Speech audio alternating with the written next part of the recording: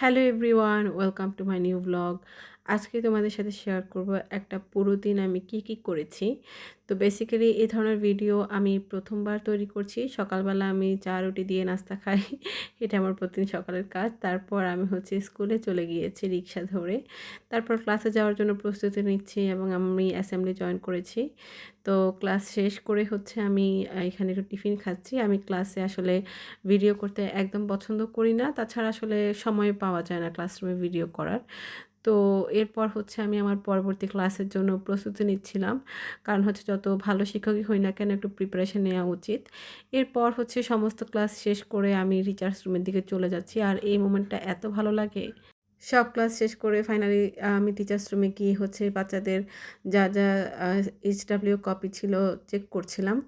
কারণ ক্লাসরুমে HW copy check করলে সময় পাওয়া যায় না ক্লাস নেওয়ার জন্য। তো সেটা আমি সবসময় টিচার্স রুমে এনেই চেক করি। আমার মনে হয় এটা একটা গুড প্র্যাকটিস। তারপর আমি আমার ল্যাপটপ নেওয়ার জন্য ল্যাপটপের দোকানে গেলাম, কিন্তু আনফরচুনেটলি আমার ল্যাপটপটা ঠিক হয়নি। আর আমি অনেক বেশি স্যাড হয়ে গিয়েছিলাম, কারণ আমি জানি না যে আসলে ল্যাপটপ আর কবে কিনতে পারবো। তো এরপর মন ভালো করার জন্য আমি একটা ফুলের দোকানে চলে গিয়েছি এবং আমি ঘাস ফুলগুলো কিনে নিয়েছি।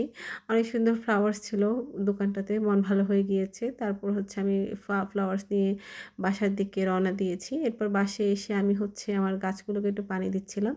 যেহেতু অনেক বেশি গরম পড়ছিল বা রোদ পড়ে এদিকে, সেজন্য গাছে ২ বার করে পানি দিতে হয়, না হয় গাছগুলো একেবারে চুপসে যায়। আর আমার যে কয়েন প্ল্যান্টটা আছে, এই কয়েন প্ল্যান্টে তো এত বেশি দৈনিক ৩ বার করে পানি না দিলে এই যে দেখুন গাছগুলো কেমন জানি নেতিয়ে পড়েছে।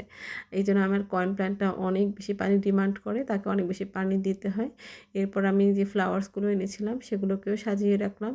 আর দেখতেও মাশাআল্লাহ অনেক বেশি ভালো লাগছিল। তারপর আমি মাথায় একটু তেল দিয়ে নিচ্ছিলাম, কারণ আমি যেহেতু গোসল করব, শ্যাম্পু করব। আর প্রত্যেকবার শ্যাম্পুর আগে আমি মাথায় তেল দিয়ে নিই, আর আমার মাথা কিছুদিন পর ময়লা হয়ে যায়। তো আমি বারবার আসলে শ্যাম্পু করতে হয়। এরপর গোসল করার পরে, নামাজ পড়ার পরে আমি ভাত খেতে বসে গিয়েছি।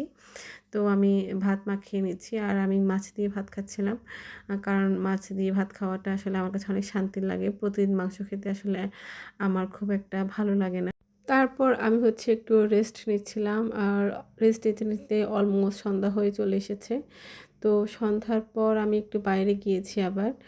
আর আমার খুব গ্রিল খেতে ইচ্ছে করছিল, তো আমি গ্রিলের দোকানে চলে গেলাম। এরপর গ্রিল নিয়ে আমি বাসায় ফিরছিলাম। আর রাতের বেলা শহরটা আসলে খুব বেশি ভালো লাগে। আমি জানি না কেন জানি রাতে আমার বের হতে অনেক বেশি ভালো লাগে। কি সুন্দর বেলুন দেখেছো? এরপর রাস্তায় ভ্যান গাড়িতে সবজি দেখে আমার মনে পড়ে গিয়েছে যে আমাকে সবজিও কিনতে হবে। তো আমি সবজি কিনছিলাম, কিন্তু এখানে লোকটা আমার থেকে একটু বেশি দাম রেখেছে। এরপর বাসায় গিয়ে আমি গ্রিল দিয়ে পরোটা দিয়ে খেয়েছি। আর আমার মনে হয়েছে যে খুব বেশি খেয়ে ফেলেছি। সেজন্য আমি এটা চিন্তা করে নিয়েছি যে রাতের বেলা আর ভাত-টাত খাবো না, এইভাবেই থাকবো। তারপর আমি একটু স্কিন কেয়ার করে ঘুমিয়ে গিয়েছি।